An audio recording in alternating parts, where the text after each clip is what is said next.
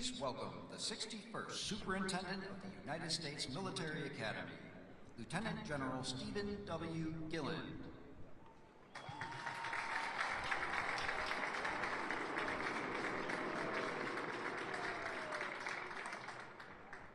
Mr. President, Congressman Womack, Congressman Ryan, Secretary Driscoll, General George, our Chief of Staff of the Army, distinguished guests and alumni, teammates, family and friends, ladies and gentlemen, good morning and welcome to West Point, home of the United States Military Academy.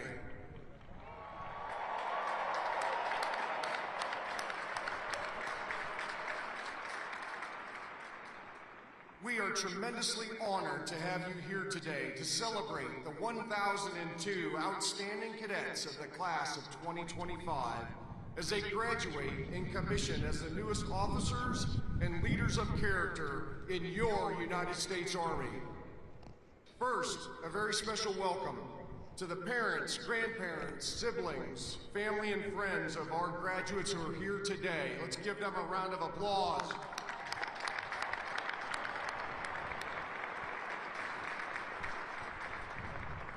Thank you all for the love and support and encouragement that you've given your cadet along their journey at the United States Military Academy. I'd like to acknowledge the members of the 50-year affiliate class for our graduating class, the Courage and Drive class of 1975.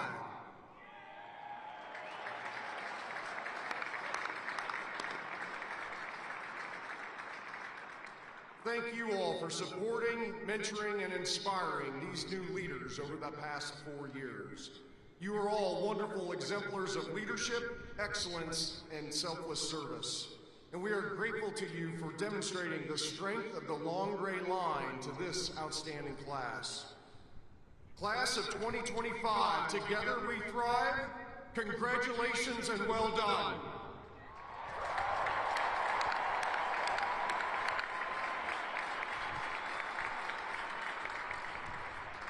Today, your cadet experience at West Point may come to an end, but today really marks a milestone in your personal journey as you assume the mantle of leadership as officers in our Army. We know you all are looking forward to what's ahead: travel, school, BOLIC, Ranger School, Sapper School, moving, living on your own. Some of you are getting married in like the next 6 hours. That's right. However, for all of you, I just ask of you, take a moment during the next few weeks while you're enjoying some free time to reflect on your time here. Think about all the opportunities and experiences that you've had and the challenges you've overcome on the road to becoming a leader of character. Think about the hard work, some blood, a lot of sweat, as well as the grit, toughness, determination, and the continual pursuit of excellence. Think about the friends you've made and the relationships developed, the camaraderie with teammates, the TACs, instructors, coaches, and old grads who've encouraged and mentored you, and the family and friends who supported you and cheered you on. Take a moment to appreciate and thank all the people who've helped you get to this point, and be grateful for all the experiences and opportunities that have helped shape you these past 4 years. As you pursue this journey as a leader of character, remember, today is about the responsibility of service to our country and to the American people. Today is about challenging yourself, challenging others to be better teammates, better officers, better leaders of character. It starts with you each and every day. Today is also about the responsibility of leadership as Army officers. Your responsibility to support and defend the Constitution of the United States, to be standard bearers, to lead by example and embody what right looks like.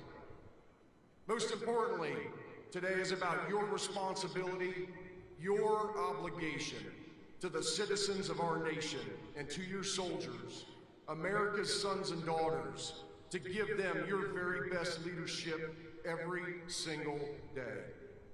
Also, take a moment to reflect and understand what it means to be a graduate of the United States Military Academy. People expect more from you as a graduate of this institution. You represent this institution and you represent the United States Army every single day. You now join a proud legacy of leaders of character who've committed themselves to selfless service and continual excellence, guided by our Army values and the ideals of duty, honor, country. Those ideals, they unify us and they define us. They define who you are as graduates of the United States Military Academy. And just as they've inspired you, you will now in turn inspire future generations.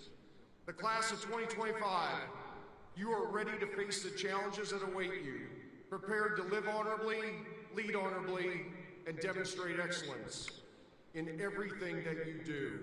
Congratulations and Godspeed to all of you. Mr. President, on behalf of the team at the United States Military Academy, it is an honor to present this outstanding class to you this morning as our nation's newest warfighters and leaders of character.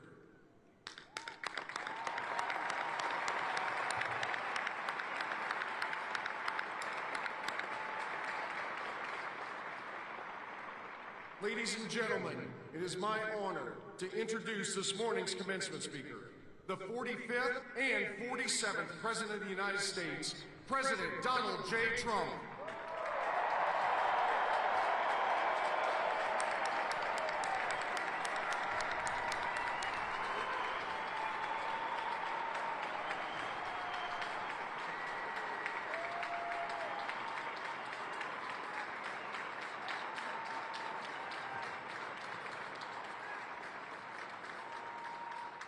Well, I want to thank you very much. This is a beautiful place. I've been here many times, going to high school, not so far away.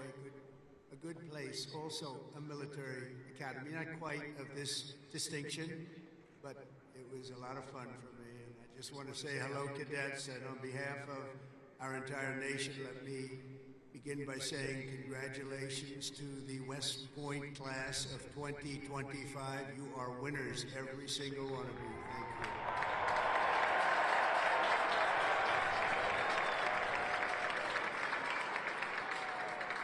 And now we want you to relax, and I'm supposed to say at ease, but you're already at ease. You're at ease because you've made a great choice in what you're doing. Your choices in life have been really amazing.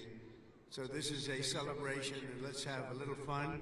I want to thank your highly respected Superintendent, General Stephen Gillen, and he is really something. I got to know him backstage with his beautiful family, and his reputation, his wife is just incredible. His reputation is unbelievable, and thank you very much. And your daughter is a winner also, just like everybody out there, a real winner. Thank you.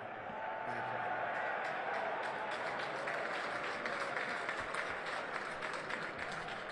I also want to thank your Commandant General R.J. Garcia, Secretary of the Army Dan Driscoll, Army Chief of Staff General Randy George, Senator Ashley Moody, Representatives Steve Womack, Bill Heisinger, Pat Ryan, Mark Green, Keith Self, Acting U.S. Attorney Alina Haba, and very much just all of the friends. We have a lot of friends in the audience today, and I just want to thank them all for being here. We have a tremendous amount of my friends. They wanted to come up and they wanted to watch the ceremony, and they wanted to watch you much more so than me. So I just want to thank so many people here. Over the past 4 years, an extraordinary group of professors, teachers, coaches, leaders, and warriors have transformed this class of cadets into an exceptional group of scholars and soldiers. And so let's give the entire group, the entire West Point faculty, staff, for their incredible love of you and outstanding devotion to the Corps. Let's give them a little hand.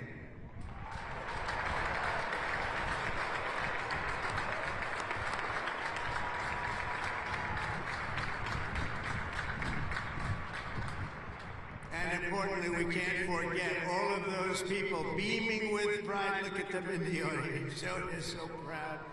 They're in the stands. So thank your parents, your grandparents, and family members who made this all possible for you. Thank you.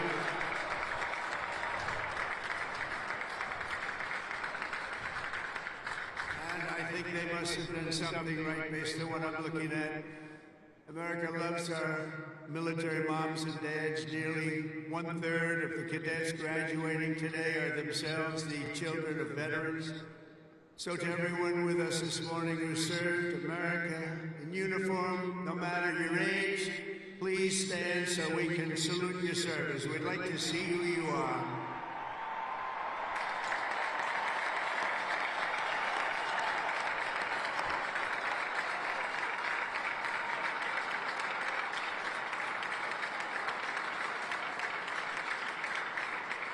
Congratulations. Great job.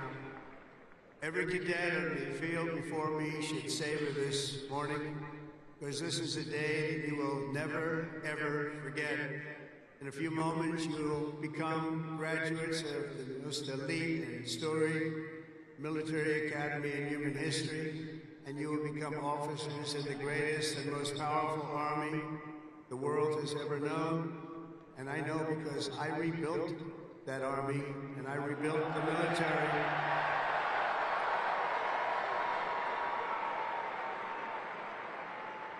And we rebuilt it like nobody has ever rebuilt it before in my first term.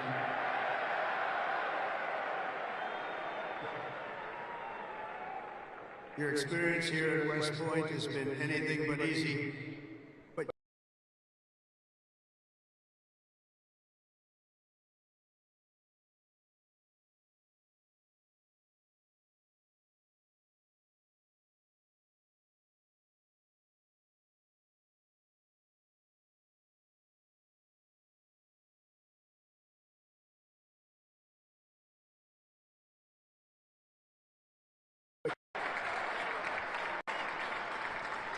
looking out at all of you today, I can proudly say, mission accomplished. Great job.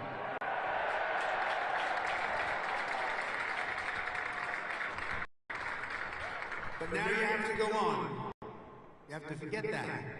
Because now you have another. It's a sad thing, isn't it? You know, you can't rest on your laurels no matter what.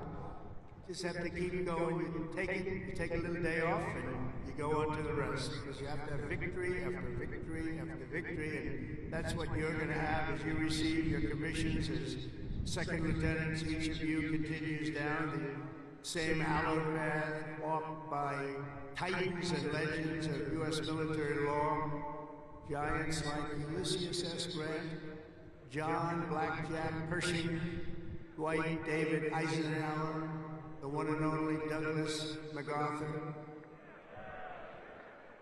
old blood and guts George Patton, and Norman Schwarzkopf. Oh, so many more. They and countless other patriots before you have walked out of these halls and straight into history, and today you officially join those immortal heroes in a proud ranks of the long gray line. You know that term, so beautiful, the long gray line.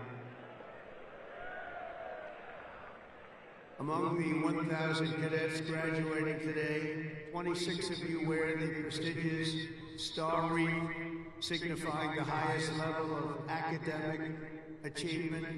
Please stand up. 26. Let's see if somebody stands who shouldn't be standing.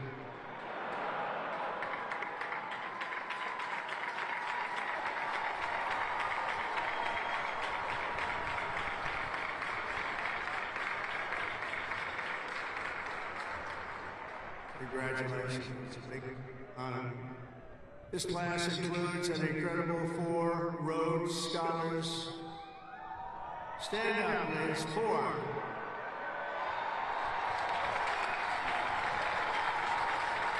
Wow. That's tied for the most of any West Point class since 1959. That's great. 4. Congratulations. Boy, oh boy, oh boy. I want to bring them right to the Oval Office. I don't want to have them go too far away from me. 8 cadets here today took on the challenge of designing their own hypersonic rocket. Oh, we could use you. Building them right now. You know, we had ours stolen. We we are the designer of it. We had it stolen during the Obama administration. They stole it. You know who stole it? The Russians stole it. Something bad happened. But we're the designer of it. We're now building them, and lots of them. And earlier this year, they launched it into space, setting a world record for amateur rocketry. Can't get you in there fast enough. This class excelled not only mentally but also physically last January when more than 1,000 cadets volunteered for an 18.5-mile march on a freezing winter night.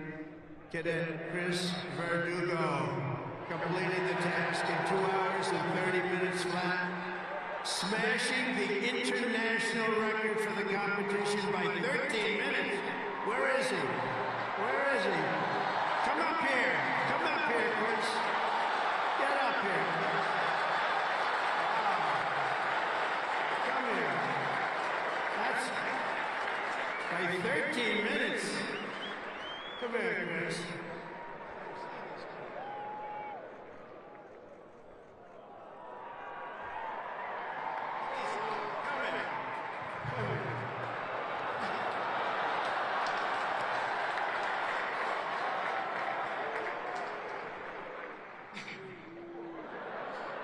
It's been a long 5 years, but I couldn't have done it with any of these guys.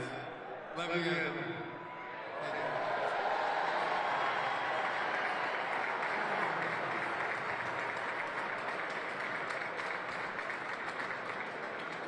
That's great. Keep it going, Chris. That really is a definition of Army strong, isn't it? International. International. This class includes 513 graduates who completed Air Assault School, 70 who completed Airborne School, 8 who made it through the ultra-elite Army Diver School, among the most difficult and grueling programs anywhere on Earth.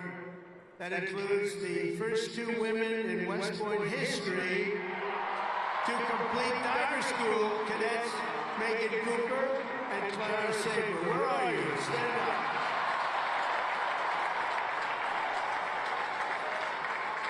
Where are they? Wow, great job. That is not easy.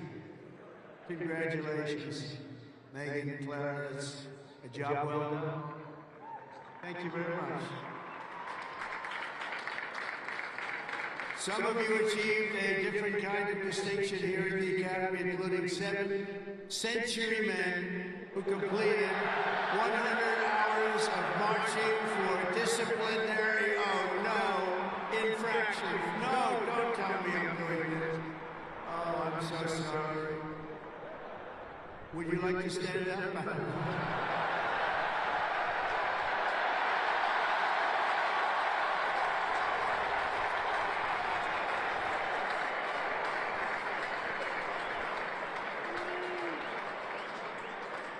I think I saw Chris standing up. Chris, what's going on?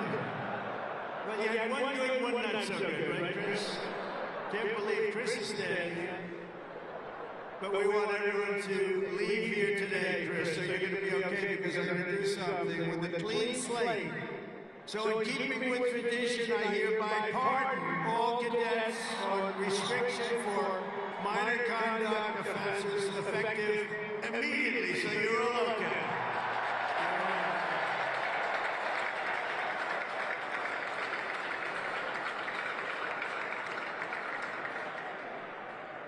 The class of 2025 is a lot to be proud of, including your first-rate athletes and athletics. You are something.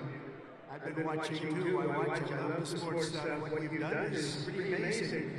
Last year, for the first time ever, Army lacrosse became the #1 ranked men's lacrosse team in the entire country.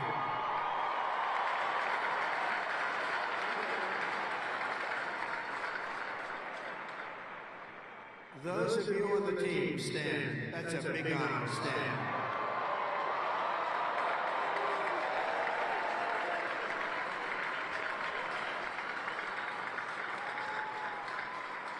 Great. That's a tough sport, too. That's #1 in the country. Your sophomore year, Army football beat Navy 2017. And the next year, you did it again, beating Navy 17-11 and dominating Air Force 23-3. But this year, the Black Knights fought your way into the top 20 nationally and racked up your longest winning streak since 1949 with the help of graduating quarterback cadet Bryson Daly, or as you call him, Captain America. Captain America. Stand up, Bryson.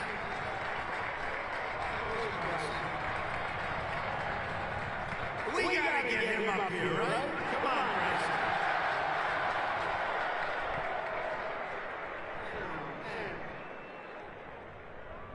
I heard he's well, I came to a game and I said, he can get into the NFL, but he chose this life. You know what? I think he made a good choice. Come on up here, Bryson. Come on up. Wow.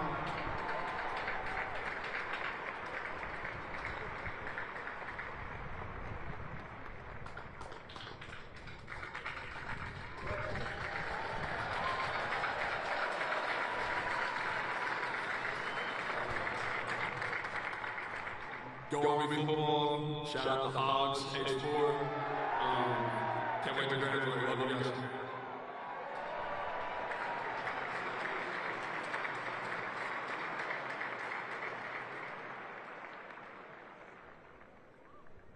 I just tapped his shoulders like I hit a piece of steel.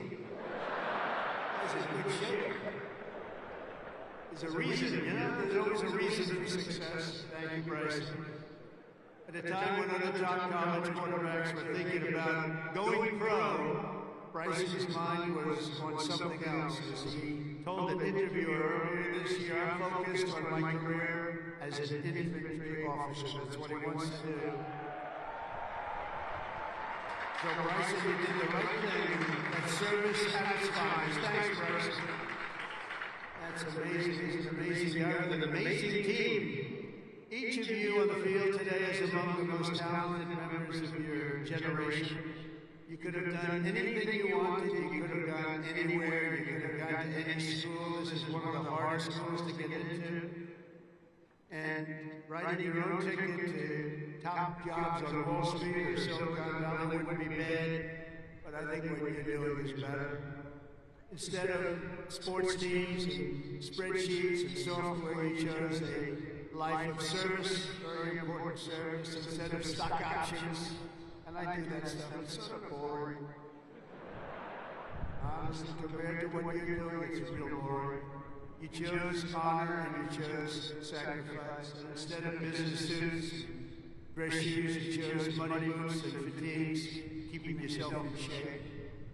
Because West Point cadets don't just have the brightest minds, you also have the bravest hearts and the noblest souls of amazing people.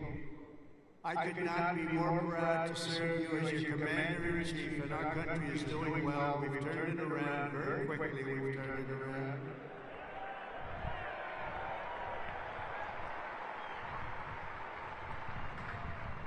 I just got back from the Middle East, and I was as you know, Saudi Arabia, Qatar, UAE, and I will tell you, they said, all three leaders, great leaders of those three nations, they all said the same thing. The United States of America is hotter now than we've ever seen it, and a year ago, it was as cold as it gets, and it's true. It's true. We have the hottest country in the world, and the whole world is talking about it. It's an honor for all of us. I cannot wait to see the glory that is still ahead. However, for the West Point class of 2025, we're going to help you a lot because we're going to give you a nation as good or better than it ever was. That's what I promise you.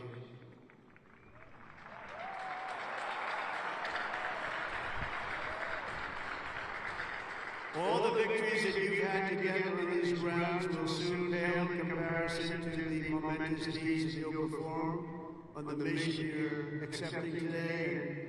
And as a future leader of America's Army, and we have that Army geared up. We have ordered, just $1 trillion military budget, General. You know that? $1 trillion. Some people say, could you cut it back? I said, I'm not cutting 10 cents. It's another thing we can cut. We can cut plenty of others, right, Dan? We can cut plenty of other things. We have a good man in there. It's a very different warfare out there today. Now they've introduced a thing called drone. A drone is a little bit different. It makes you have to go back and learn a whole new form of warfare. You're going to do it better than anybody else. There won't be anybody close.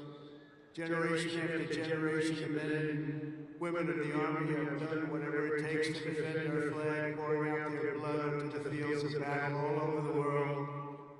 And all over the world, you're respected like nobody is respected. Our soldiers have sprinted through storms of bullets, clouds of shrapnel, slogged through miles of dirt and oceans of sand, scaled towering cliffs of jagged rock, and time again, the American soldiers charged into the fires of hell and sent the devil racing in full retreat.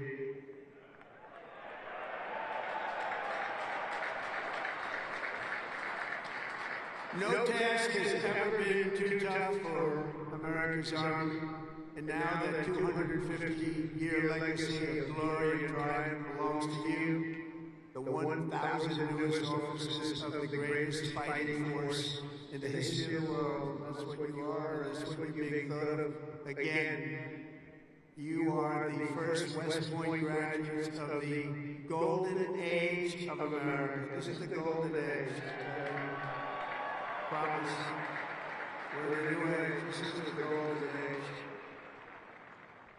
And you're going to lead the Army to summits of greatness that has never reached before. You see that. You see what's happening. You see what's going on in the world. Each of you is entering the officer corps at a defining moment in the Army's history. For at least 2 decades, political leaders from both parties have dragged our military into missions it was never meant to be. It wasn't meant to be. People would say, why are we doing this? Why are we wasting our time, money, and souls in some cases? They sent our warriors on nation-building crusades to nations that wanted nothing to do with us, led by leaders that didn't have a clue in distant lands, while abusing our soldiers with absurd ideological experiments here and at home. All of that's ended, you know. All of it's ended strongly. They're not even allowed to think about it anymore. They subjected the armed forces to all manner of social projects and political causes, while leaving our borders undefended and depleting our arsenals to fight other countries' wars. We fought for other countries' borders, but we didn't fight for our own border, but now we do, like we have never fought before. But under the Trump administration, those days are over. We're getting rid of the distractions and we're focusing our military on its core mission, crushing America's adversaries, killing America's enemies, and defending our great American flag like it has never been defended before.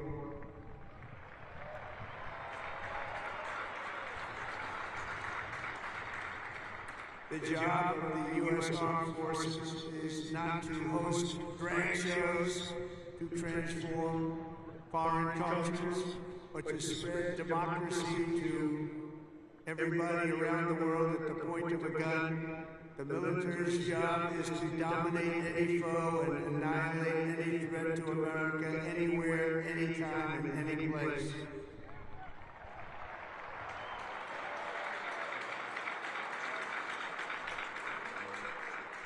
A big part of that job is to be respected again, and you are, as of right now, respected more than any army anywhere in the world, and that's happening, and I can tell you, you are respected like nobody can believe. As president, I am laser focused on our core national interests. My preference will always be to make peace and to seek partnership, even with countries where our differences may be profound. As you know, we're working on a lot of things right now. When I left office 4 years ago, we had no wars, we had no problems. We had nothing but success. We had the most incredible economy, the single greatest economy for a president in history. I think we're going to beat it this time by a lot, if you want to know. But we had something going on very special. But if the United States or its allies are ever threatened or attacked, the Army will obliterate our opponents with overwhelming strength and devastating force. That's why my administration has begun a colossal buildup of the United States Armed Forces. A buildup like we've never had before. Peace through strength. You know the term. I've used it a lot.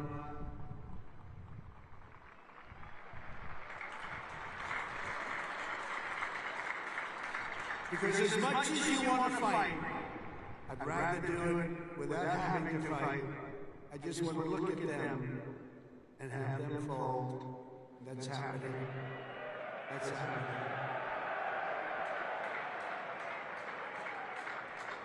And I've approved a $1 trillion investment, and that will be, again, the largest ever in the history of our country. And we are buying you new airplanes, brand new beautiful planes, redesigned planes, brand new planes, totally stealth planes. I hope they're stealth. I don't know, that whole stealth thing, I'm sort of wondering. You mean if we shape a wing this way, they don't see it, but the other way they see it? I'm not so sure. That's what they tell me. We have the best tanks anywhere in the world. We're going to start shipbuilding again. We're going to start ship. We used to build a ship a day. Now we don't build them anymore. We had a lot of people that didn't know much about getting things built, but that's all I've done in my life is build. We're going to have the best missiles. We already do drones and much more. And early this week, I think you'll like this. I announced that we are officially building all in America, made in America, designed in America. We're the only ones that could do it because we're the only ones with the great technology. We're building the Golden Dome missile defense shield to protect our homeland and to protect West Point from attack. And it will be completed before I leave office.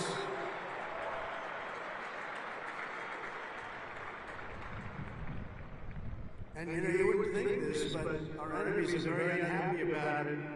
You've been hearing, you've been reading. Why are they doing that? Why? Well, we're doing it because we want to be around for a long time. We're also restoring the fundamental principle that a central purpose of our military is to protect our own borders from invasion. Our country was invaded for the last 4 years, and they've allowed people to come into our country that shouldn't be here.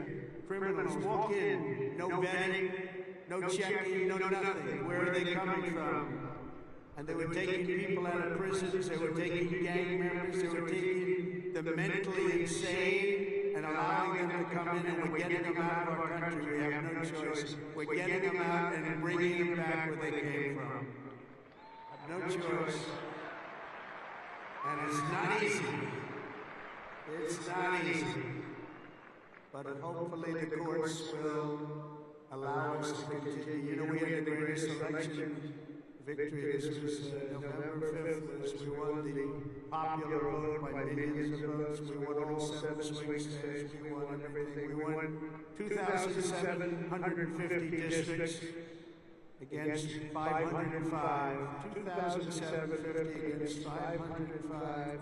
We had a great mandate, and it gives us the right to do what we want to do to make our country great again, and that's what we're going to do. And on day one, I deployed our military to the southern border, and since that day, we've reduced the number of illegal border crossings where there used to be hundreds of thousands of people coming into our country a day. We had nobody come in the last week and a half. We were at 99.999%.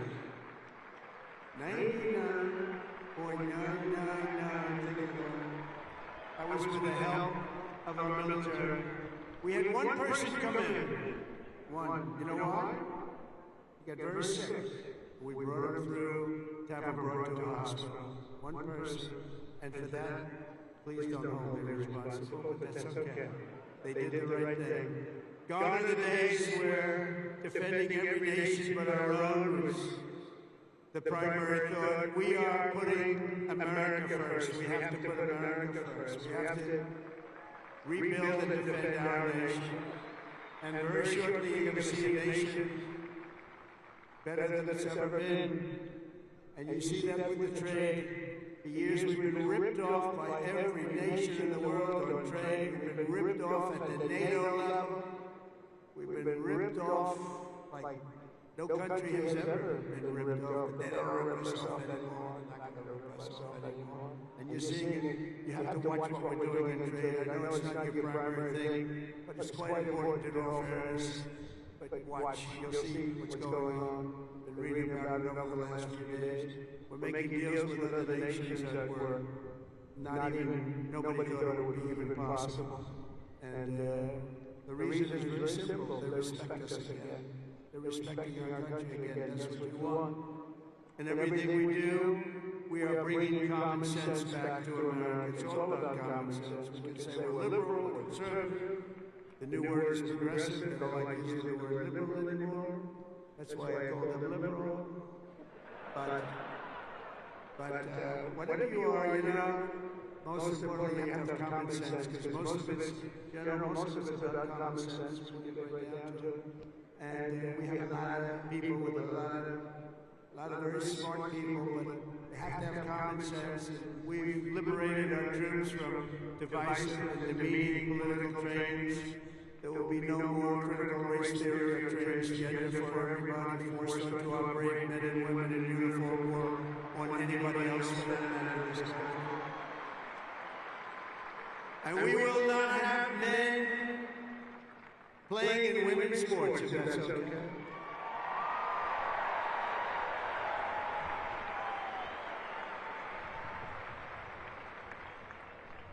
I mean, I wouldn't want to have to tackle, as an example, Bryson as a man, but I don't think a lot of women want to tackle him. I don't think so. How crazy is it? Men playing in women's sports, how crazy is it? So ridiculous, so demeaning to women. And it's over. That's over. We've ended it. And promotions and appointments will not be based on politics or identity. They'll be based on merit. We won that case in the Supreme Court of the United States. We're allowed to go back to a system of merit. We're a merit-based country again today.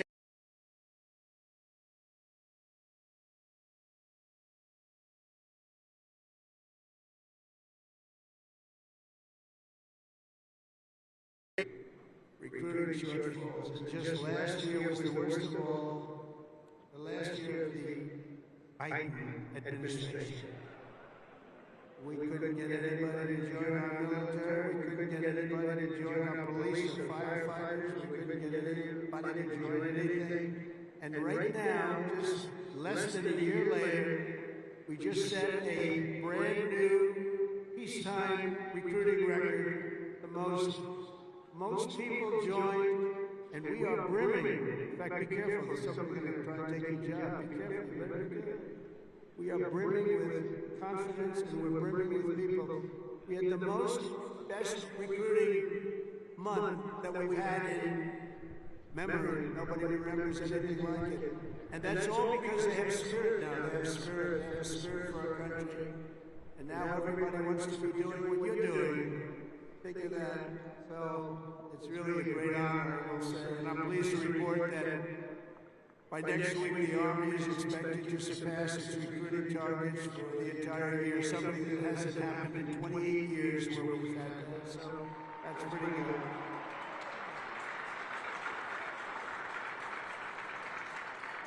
And it's nice to know that you're doing something that everybody wants to do, isn't it? Really nice. I hated to hear that. During the campaign, I was hearing that you couldn't get people to enlist, but now we're getting people. It's sad because we're telling so many people, I'm sorry, we can't do it. My administration is doing everything possible to forge the most powerful military ever built. But ultimately, the task of keeping America strong and safe for the years ahead is going to belong to you. Among you are the lieutenants, majors, colonels, and generals who will lead the Army for the next 10, 20, 30, and even 40 years. So as Commander-in-Chief, let me offer a few words of advice as you begin your Army careers. And I thought I'd do this, and I can make this to a civilian audience or to a military audience. It's pretty much the same. And I did this recently at Ohio State, and they really liked it. I gave them a little advice as to what I see for what you want to do, and some tips. And first of all, and you've already done it, different from civilians that are making their decision right now. You've already made your decision. I love your decision. You have to do what you love. You have to do what you love. If you don't love it, you'll never be successful at it. And you've done this, and you really, many of you in the audience, many of you that have graduated, you come from military backgrounds, or you love the military, it's what you want to do, it's what you want to talk about. One thing I see about people that love the military, that's all they want to talk about. I'll be out to dinner, and generals, if they love their job, usually the only good ones are the ones who want to talk about it all the time. But if they talk, that's what they want to talk about. I really, very rarely see somebody who's successful that doesn't love what he or she does. You have to love what you do. In your case, the military is what you chose, and I'll tell you what, you cannot go wrong. You're going to see it too. You're going to love it more and more with time. You know, I work all the time. That's all I do is I work.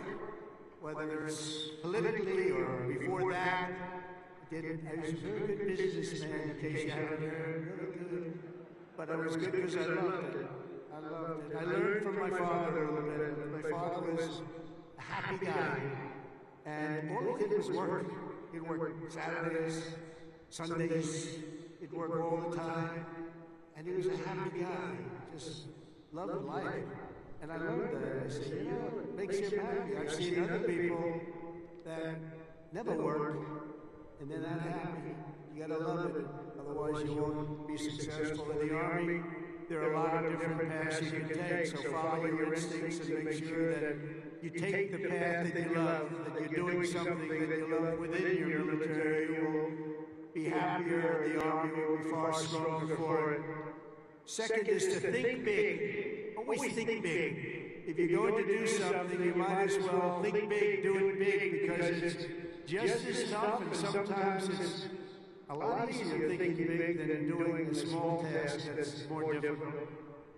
One of your greatest graduates, General Eisenhower, used to say, whenever I run into a problem that I can't solve, I always like to make it bigger to solve it and solve more of it.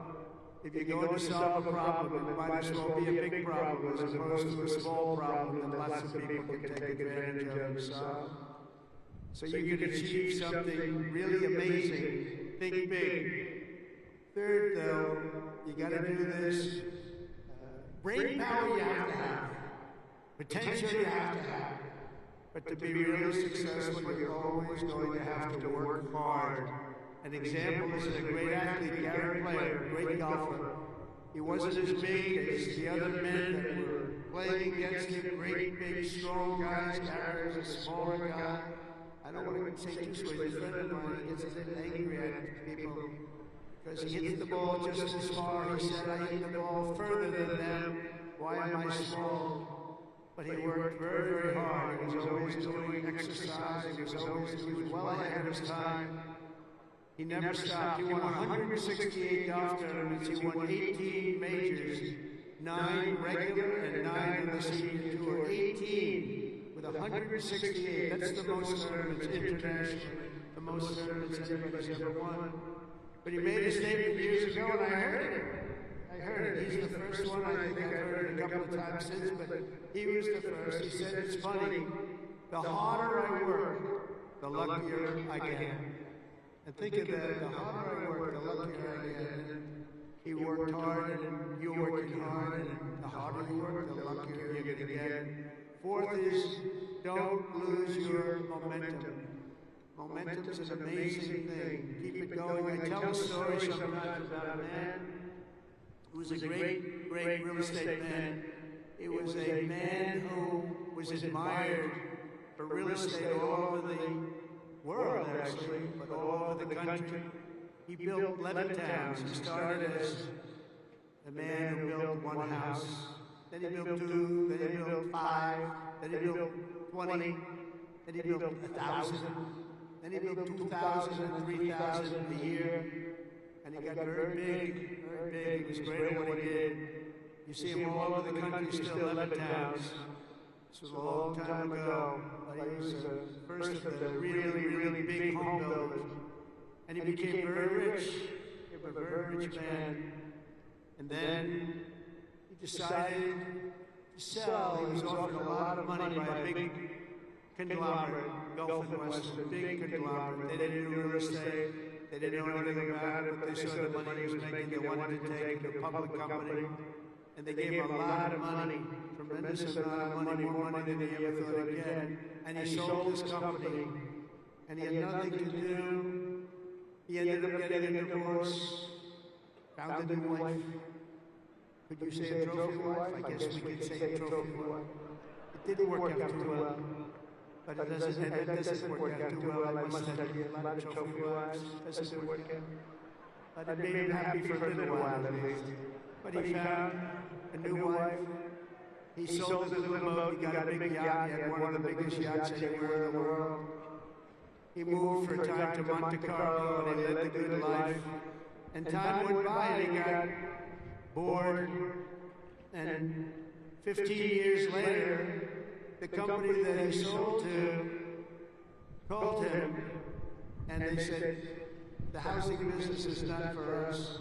You have to understand, when Bill Leonard was hot, when he had momentum, he'd go to the job sites every night, he'd pick up every loose nail, he'd pick up every scrap of wood. If there was a bolt or a screw laying in the ground, he'd pick it up and he'd use it the next day and put it together the house. But now he was spoiled, and he was rich, he was really rich. And they called him and they said, "This isn't for us, this business, we do other things. Would you like to buy it back? We'll sell it back to you cheap." And they did. He bought it. He bought it. He thought he made a great deal, and he was all excited. But it was 15 years later. He lost a lot of momentum. Remember the word momentum. And he lost everything. It just didn't work. He lost everything. And I was sitting at a party on Fifth Avenue one night, a long time ago. And yet the biggest people in New York, the biggest people in the country, were all in that party. They were all saluting each other, how great they were. They were all telling each other, "I'm greater than you." Gets me really, gives you a headache sometimes. But they had all these people that were telling their own stories about how fantastic a cocktail party. And I looked over, and I was doing well. I was invited to the party, so I had to be doing well. I was very, very young. But I made it in real estate, and I looked over, and at the party, sitting in the corner all by himself, nobody was talking to him, it was Mr. Levin. He had just gone bankrupt, lost everything. He lost everything. His home, everything. And I went over and talked to him because he was in the real estate business, and I love real estate. I said, "Hello, Mr. Levin, how are you?" He said, "Hello, Donald, it's nice to meet you." He knew me from being in the business. I said, "So how's it going?" He goes, "Not well. It's really not going well, as you probably read. It's been a very, very tough period for me, son." I said, "So what happened?" He says, "Anything you can do?" He goes, "No, there's not a thing I can do." He said, "I'll never forget." He said, "I've lost my momentum. I just didn't have it. I used to have it, but I lost my momentum." So it's a story I tell. And you have to know when you have the momentum, but sometimes you have to also know when you've lost the momentum. And leaving a field, sometimes leaving what you're doing, sometimes is okay. But you gotta have momentum, but you have to know that momentum is gone. You have to know when to say, "It's time to get out." And it's a very sad story. I remember that story so well, like it was yesterday. Fifth, you have to have the courage to take risks and to do things differently. Eisenhower again was threatened with court-martials as a young officer for advocating a new doctrine of tank warfare. Billy Mitchell was thrown out of the Army for pioneering the use of air power. They said, what do you mean air power? Don't be ridiculous. People willing to try and do things differently. It's never going to be easy for them, but they're the ones that are going to really do the important things. They're the ones who are going to make history. So don't be ashamed and don't be afraid. This is a time of incredible change, and we do not need an officer corps of careerists and yes men and people that want to keep it going the way it's been, because it changes rapidly, especially what you're doing. Because believe it or not, you're in a business, profession, where things change as rapidly like warfare, the type of warfare. Unfortunately, we're getting to see it with Russia and Ukraine, and we're studying it, and it's a very terrible thing to study, but we're seeing the different forms of warfare. We're seeing the drones that are coming down at angles, with speed and with precision. We've never seen anything like it, and we're learning from it. But your profession changes very rapidly. You've got to be at the top of it. You've got to be right at the head of the needle. We need patriots with guts and vision and backbone who take personal risks to ensure that America wins every single time. We want to win our battles. You know, I defeated ISIS in 3 weeks. They told me it would take 5 years.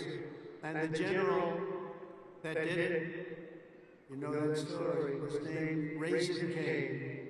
His name is Dan Cane, but his nickname was Raisin Cane. I said, your name is Raisin Cane. I love that. Is that a nickname? That's what they call me, sir. I love you, General. I think you're the guy I'm looking for. I want to know a guy named Raisin Cane. He is now the head of the Joint Chiefs of Staff, and he's a highly respected man. And we defeated, think of it, ISIS. They said, how long in Washington? Sir, it will take 4 years to defeat them, maybe 5. And maybe we won't, because they're all over the place.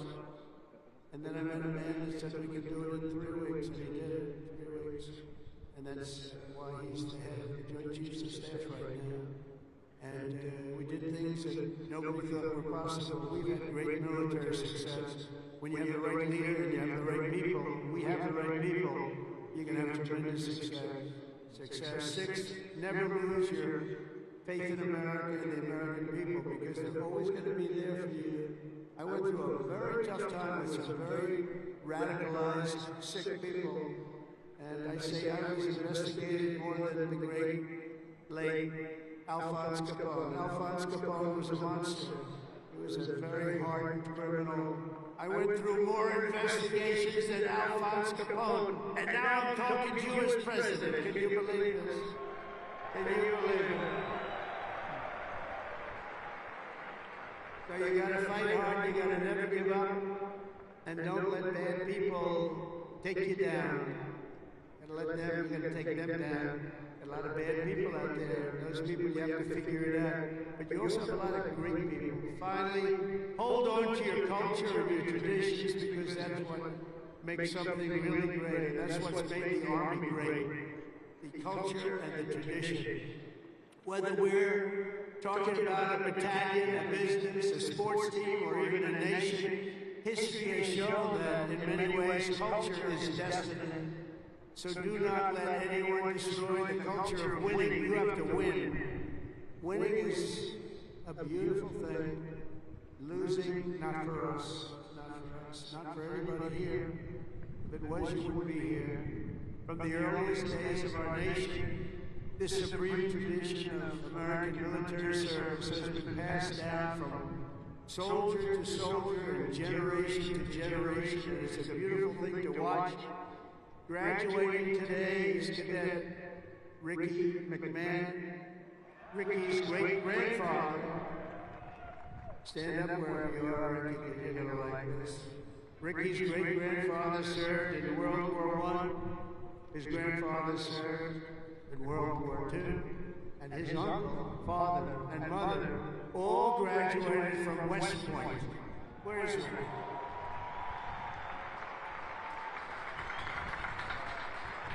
In 2004, when Ricky was just a little tiny boy. Who would think about that, Ricky, a little tiny boy? His dad, Lieutenant Colonel Michael McMahon, made the ultimate sacrifice for our nation in Afghanistan. Today, Lieutenant Colonel McMahon rests not far from here in the West Point Cemetery. Last year, 2 decades after losing his father, Ricky placed a gold chip from his dad's 1985 class ring into a crucible along 87 other rings were with it of past West Point grads that were melted down to forge those now worn by the class of 2025. You all know that? You know what you wear? I want one. Ricky, I want one. Each of you will carry Michael's memory with you always as you continue the legacy he gave you. It gave you something that would be so proud. He would be so proud. He is proud. As he looks down. To Ricky and his mom, Jeanette, you embody what this place is all about. And I know Michael, he's up there, he's smiling broadly, so proud. He's so proud of you today, you know that. And as a man that couldn't be, and he is a man that couldn't be more proud. And I want to I just love that story. Everybody's ring, they're going to remember you, they're going to remember your family, and most importantly, you're going to remember a great tradition. It's a great tradition of West Point and of winners. Thank you very much. It's great to meet you. Thank you. You can sit down. You want to come up? If you want to come up, come on, come on. Come on.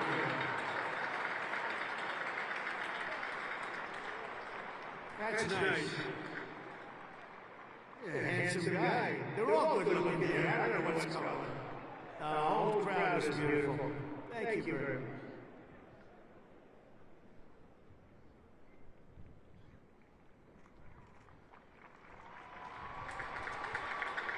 I'd like to thank my mother, I'd like to thank my family, and I'd like to thank G3, Go Gophers.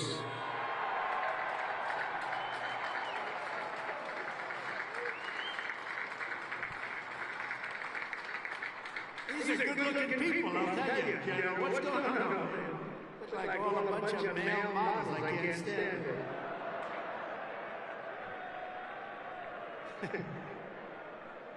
For 2.5 centuries, our republic has endured because of heroes like Michael have laid down their lives for America, and because young people like all of you have picked up the banner of service and carried forward the flag of freedom from Lexington to Yorktown, from Gettysburg to Sicily, and from Incheon to Fallujah.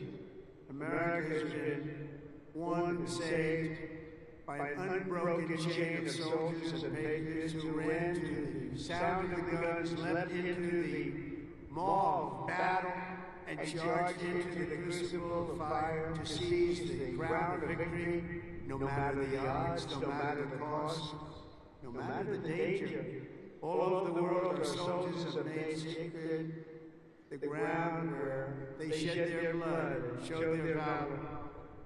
From Seminary Ridge to San Juan Hill, Bellawood, Omaha Beach, Leyte Gulf, Ardennes Forest, Chosen Reservoir, all over, and even in a place called Pork Chop Hill.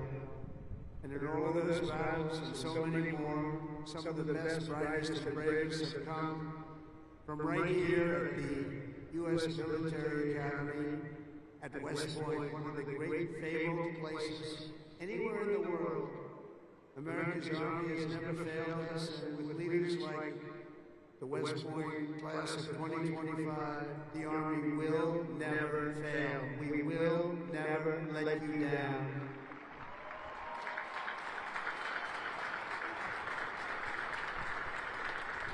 And over the last week, I had the honor of speaking to the heads of many countries, and they would say, 2 weeks ago, they said, the 8th, they said, "Sir, we're celebrating the victory Today of World War II. And I said, wow, that's nice. Then I'd call another one, unrelated. Sir, we're celebrating the victory of World War II. Then I called out President of France or something, also unrelated. He said, sir, we're celebrating our victory over World War II. I said, whoa, what happened here? We helped them a lot. And I had this. Russia talked to Putin about ending that terrible war that's going on. And he said they're having a big victory march. And they did lose, in all fairness, 51 million people. But they were all celebrating. The only country that wasn't celebrating was the United States of America. And I said, isn't it amazing? We were the ones that won the war. And we were helped. We were helped. In some cases, we had to help them. But we were helped by some of the nations. And we were strongly helped by a couple of them. But every one of them was celebrating. They had Victory Day. They called it Victory Day in Europe, Victory Day all over. And we weren't even thought about. Nobody had a Victory Day, and so I named that special day and another special day from now on as a holiday, but a holiday where we work. Because we don't have enough days. We're going to be having so many holidays, we're not going to be able to work anymore. But I named it for World War II, and a separate day in November, as you know, for World War I. I said, you know, all these countries that participated in the war are celebrating, but the greatest country of them all, and the country that won the war, nobody even talked about. And so we're going to be talking about it too from now on. And I think you'll appreciate it. We won the First World War, we won the Second World War, and you know where we won them from? Right here at West Point. West Point won the war. You won 2 world wars, and plenty of other things. But you won't think of it. We don't want to have a 3rd World War. But we won the First World War, we won the Second World War right here from West Point. And that's something. And we're going to be talking about it. You know, they can talk about it. And in some cases, as you know, they didn't do too much to help. They were ground down. But they were celebrating victory. No, we're going to celebrate victory because we're the ones that won that war. Standing before you today, I know that you will never stop. You will never quit. You will never yield. You will never tire. You will never, ever, ever surrender. Never give up. Remember that. Never give up. It's another little factor I could have added. Never, ever give up. Raise your right hand. I pledge I will never, ever give up. You can never give up. You can never give up. If you do, you're not going to be successful because you'll go through things and will be bad. You can have great moments, you can have bad moments. You can never give up. Through every challenge and every battle, you'll stand strong, you'll work hard, you'll stay tough, and you will fight, fight, fight, and win, win, win.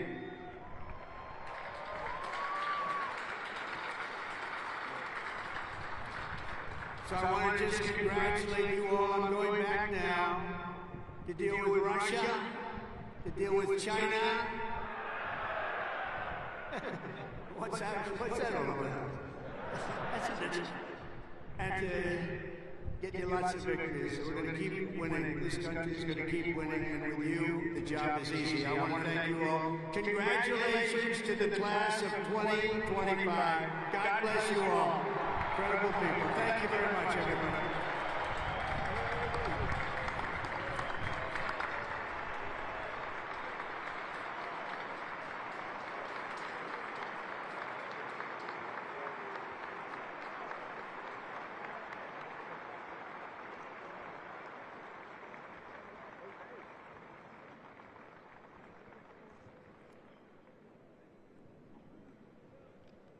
Ladies and gentlemen, at this time, please remain standing for the presentation of the class gift. The class president, Cadet Catherine LaRue, will present a panoramic photo of the class of 2025 to the president.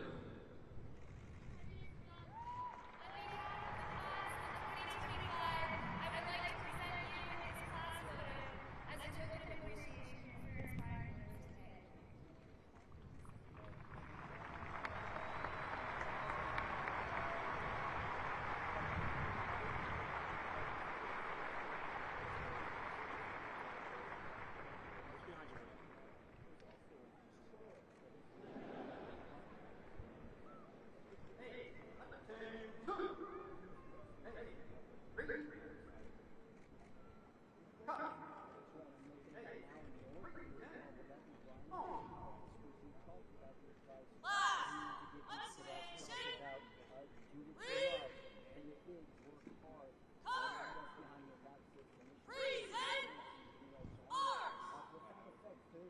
Ladies and gentlemen, please rise for the departure of the President.